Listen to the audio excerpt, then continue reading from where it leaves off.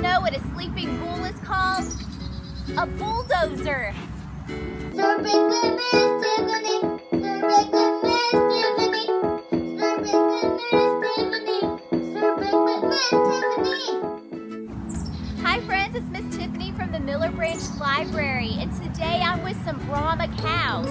This here is a Brahma bull. He's only 4 or 5 days old. I'm going to call him Ferdinand. Thanks to the whole family for letting me borrow them today and read. Today I'm going to read one of my favorite stories. It's called The Story of Ferdinand by Munro Leaf. And I'm going to pretend this here is Ferdinand. Once upon a time in Spain, there was a little bull and his name was Ferdinand. All the other little bulls he lived with would run and jump and butt their heads together. But not Ferdinand. He liked to just sit quietly and smell the flowers. He had a favorite spot out in the pasture under a cork tree. It was his favorite tree, and he would sit in its shade all day and smell the flowers. Sometimes his mother, who was a cow, would worry about him. She was afraid he would be lonesome all by himself. "Why don't you run and play with the other little bulls and skip and butt your head?" she would say. But Ferdinand would shake his head. "I like it better here where I can just sit quietly and smell the flowers." His mother saw that he was not lonesome. And because she was an understanding mother, even though she was a cow, she let him just sit there and be happy.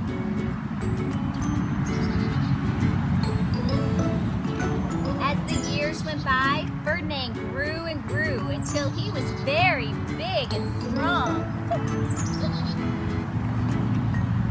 All the other bulls who had grown up with him in the same pasture would fight each other all day. They would butt each other and stick each other with their horns.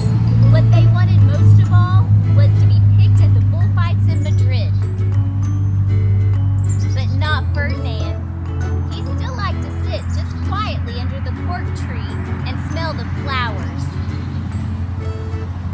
One day, 5 men came in very funny hats to pick the biggest, fastest, roughest bull to fight in the bullfights in Madrid.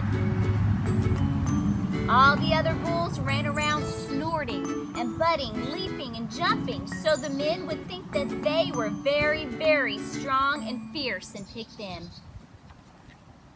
Ferdinand knew they wouldn't pick him, and he did not care. So he went out to his favorite cork tree to sit down. He didn't look where he was sitting, and instead of sitting on the nice cool grass in the shade, he sat on a bumblebee.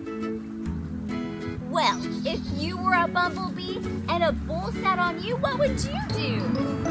You would sting him. And that is just what this bee did to Ferdinand. Poor Ferdinand. Wow, did it hurt? Ferdinand jumped up with a snort. He ran around puffing and snorting, butting and pawing the ground as if he were crazy. The 5 men saw him and they all shouted with joy. Here was the largest and fiercest bull of all, just the one for the bullfights in Madrid. So they took him away for the bullfight in a cart. What a day it was! Flags were flying, bands were playing, and all the lovely ladies had flowers in their hair. They had a parade in the bull ring. First came the banderillos with the long sharp pins with ribbons on them to stick in the bull and make him mad. Next came the picadores who rode skinny horses and they had long spears to stick in the bull and make him madder. Then came the matador, the proudest of all. He thought he was very handsome and bowed to the ladies. He had a red cape with a sword and was supposed to stick the bull last of all. Then came the bull, and you know who that was, don't you? Ferdinand. They called him Ferdinand the Fierce, and all the banderillos were afraid of him, and the picadores were afraid of him, and the matador was scared stiff.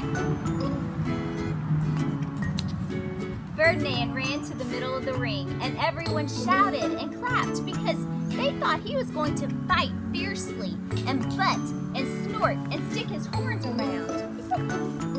But not Ferdinand. When he got to the middle of the ring, he saw the flowers and all the lovely ladies' hair, and he just wanted to sit down quietly and smell. He wouldn't fight and be fierce no matter what they did.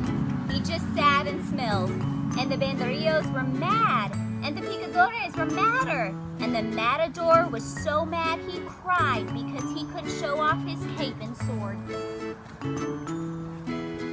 So they had to take Ferdinand home. And for all I know, he is sitting there still under his favorite court tree, smelling the flowers just quietly. He is very happy. If you guys liked this program, please go to the Fort Smith Public Library's YouTube channel and click subscribe. Thank you. Bye-bye.